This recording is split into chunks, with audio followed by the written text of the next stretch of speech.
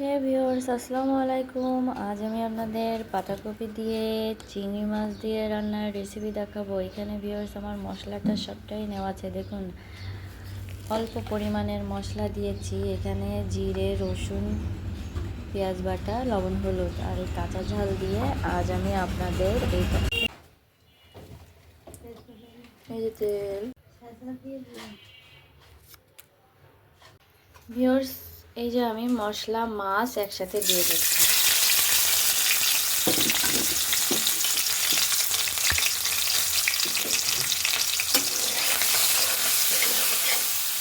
মাছটা আমি একটু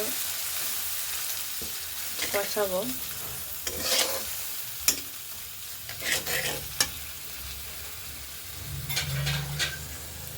আজ আমি এই যে পাতাকপির ভিতরে গরম মশলা দিচ্ছি।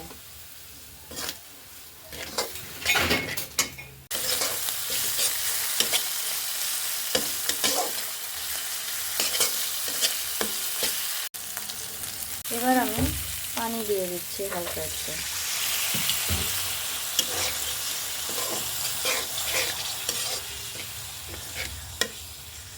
পাতাকপিটা আদা সিদ্ধ করে নেয়, আমি কিন্তু সিদ্ধ করে নিচ্ছি না, কাঁচাটাই ঢেলে দিব।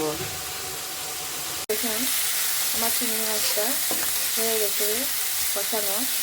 এরপর আমি এই যে পাতাকপিটা দিয়ে দিচ্ছি। এর মধ্যে আলুও দিয়েছি,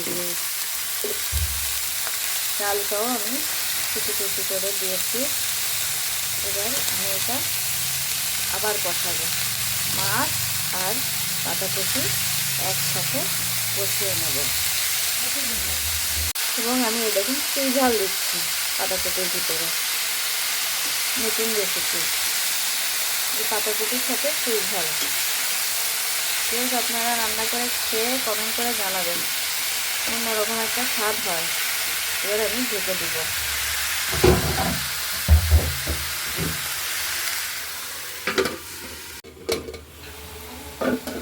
এই যে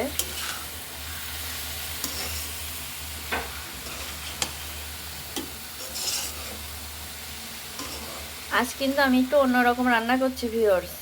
যে পাতাকপির সাথে চুই ঝাল দিয়েছি, কেমন স্বাদ হয়।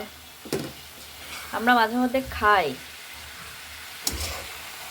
চুই ঝাল যদি এক্সট্রা থাকে তখন দিই। আবার ঢেকে দিলাম। ভিউয়ার্স, এই দেখুন কষানো হয়ে গেছে মাছ আর সবজি, পাতাকপি যেটা। এবার আমি পানি দিব।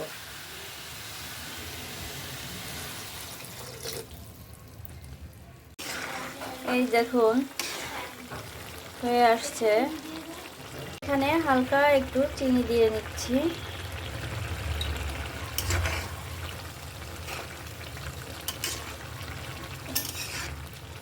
আর একটু ঝোল কমাবো।